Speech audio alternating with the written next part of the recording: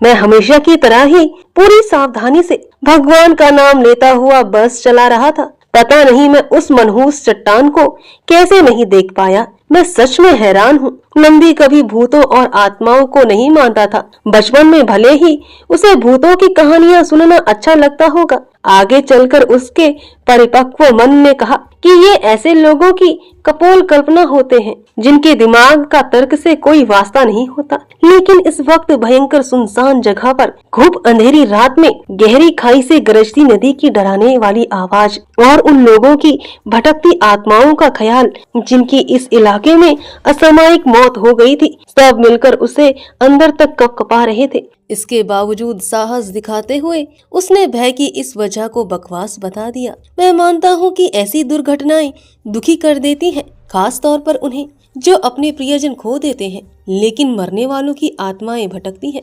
मैं इसे नहीं मानता। उसने खुद को भी तसल्ली दी। मैंने तो आप सभी से कहा था कि साहब नहीं मानेंगे। शिवराम ने दूसरों से ऐसे कहा जैसे उसने कोई महान वैज्ञानिक रहस्य सुलझा लिया हो। ये तो हमारे जैसे सीधे साधे लोग हैं जो मरने वालों की भटकती आत्माओं से डरते हैं। वह अपनी सीट से उठा और नंदी की बगल में आकर बैठ गया। साहब, हम ये मानते हैं जब किसी की अस्वाभाविक मौत होती है तो उसकी आत्मा को तब तक मुक्ति नहीं मिलती जब तक कि वह अपने जीवन के अधूरे काम पूरे नहीं कर लेता है। उदाहरण के लिए युवा कुंवारी कन्याओं की आत्माएं प्रेमी की तलाश में भटकती रहती हैं। मरने वाले जीवित साथ ढूंढते हैं। यह कैसे हो सकता है? नंदी ने मजाक उड़ाया। यह सच है साहब। एक समय था जब मैं भी इन कहानियों में विश्वास नहीं करता था। यह देशराज ने कहा। अपनी सीट पर पालथी मारकर बैठा वह अब तक इस बातचीत को चुपचाप सुन रहा था। 50 की उम्र पार कर चुका देशराज जोरी में राशन की दुकान चलाता था। जब मेरे बेटे को ऐसी ही एक आत्मा ने परेशान करना शुरू किया तब मैंने माना कि वे सच में होती हैं। शिवराम ने उसका समर्थन किया। ओ सच में? उसके बारे में मुझे भी बताओ। नंदी खिल्ली उड़ाने के अंदाज में हंसा, लेकिन उसका चेहरा किसी उत्सुक बच्चे के जैसा ही दिखा। देशराज ने सबकी ओर देखकर उनकी इजाजत मांगी। कुछ लोग आगे की कहानी का अंदाजा लगाकर सीट से चिपक कर बैठ गए। कुछ ने आशंका भरी नजरों से खिड़की के बाहर के अंधेरे को एक नजर देखा। किसी ने उसे नहीं रोका और फिर एक डरावनी कहानी का मजा लेने का मौका कौन छोड़ सकता था? माहौल भी इससे बेहतर नहीं हो सकता था। देशराज ने हाथ जोड़ लिए और गला साफ किया। बाकी सब एक दूसरे से चिपक गए। नंदी ने रास्ते की तरफ अपने पैर ऐसे पसारे जैसे उसे कोई फर्क ही नहीं पड़ा। यह पिछली गर्मियों की बात है। देशराज ने नंदी की ओर देखा और जब पाया कि वह सुन रहा है तो अपनी बात आगे बढ़ाई। देर शाम एक दिन मेरा बेटा रतन पास के ही गांव में अपने दोस्त के घर दोपहर का समय बिताने के बाद लौट रहा था। सूर्य अस्त हुए काफी देर हो चुकी थी। अंधेरा धीरे धीरे घिरता जा रहा था। वह खुशी से गीत गाता हुआ घर की ओर चला आ रहा था। वह हमेशा से ही मस्त खुश रहने वाला बंदा रहा है और गाता भी अच्छा है। वह अभी घर से 1 मील दूर ही था कि उसकी नजर एक खूबसूरत जवान लड़की पर पड़ी जो रास्ते के किनारे एक चट्टान पर बैठी थी। उसे देखते ही उस सुनसान सी जगह पर उसके पैर अचानक थम गए। मेरा रतन जो बमुश्किल 17 साल का था उसकी सुंदरता पर मोहित हो गया और उसे जी भर कर देखने लगा। उस लड़की ने भी उसे लुभाने वाली मुस्कान के साथ पलट कर देखा। उस बेवकूफ ने उसे पहले कभी नहीं देखा था, फिर भी अचंभित होकर उसे देखता चला गया। रतन भी उसे देखकर मुस्कुराने लगा और तब जब उसे एहसास हुआ कि इस तरह किसी अजनबी को घूरना ठीक नहीं तो अपने रास्ते पर चल दिया। वह लड़की उसका पीछा करने लगी। उसे अपनी ओर आकर्षित देखकर रतन की खुशी का ठिकाना नहीं होगा। इतना कहते ही नंदी हंसने लगा। साहब, उसने बिल्कुल यही गलती कर दी। वो अच्छी तरह जानता था कि अच्छे भले घर की लड़की ऐसा कभी नहीं करेगी। क्या नहीं करेगी? उसने तो कुछ किया ही नहीं था।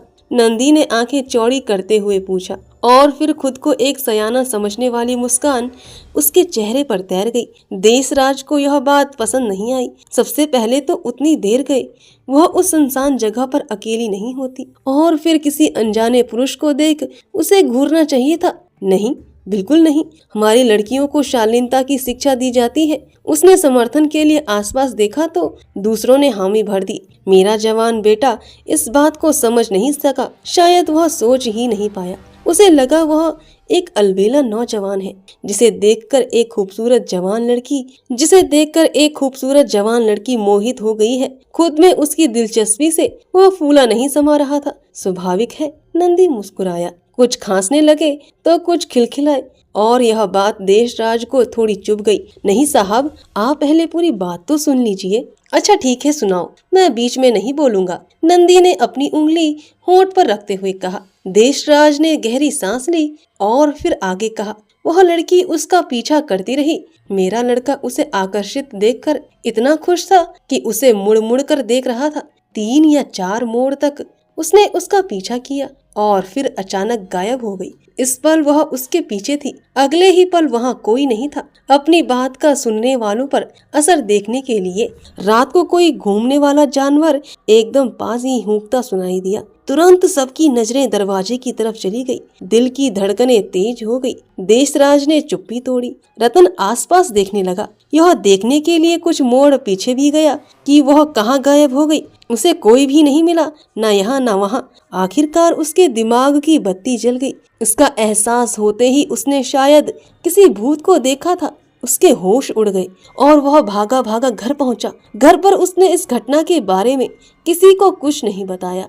कुछ लोग खिड़कियों को एक नजर देखने लगे, मानो उन्हें उम्मीद थी कि कोई वहां होगा जो चुपचाप उनकी बातें सुन रहा होगा। बाहर का अंधेरा और गहरा हो गया था। नंदी ने अविश्वास में अपना हाथ हिलाया और फिर चुप्पी को तोड़ते हुए बोला, वह जरूर आसपास के गांव की कोई जवान लड़की होगी जिसे तुम्हारे बेटे से प्यार हो गया होगा। हो सकता है किसी झाड़ी में छिप गई हो या नहीं साहब, धैर्य रखिए, मेरी बात अभी खत्म नहीं हुई है, देशराज ने आवेश में आकर कहा। 1 या 2 रातों के बाद, रात का खाना खाने के बाद, रतन अपने कमरे में पढ़ाई में मगन था। मैट्रिक की परीक्षा की तैयारी कर रहा था। अचानक उसे अपने आसपास कुछ ठंडा सा महसूस हुआ।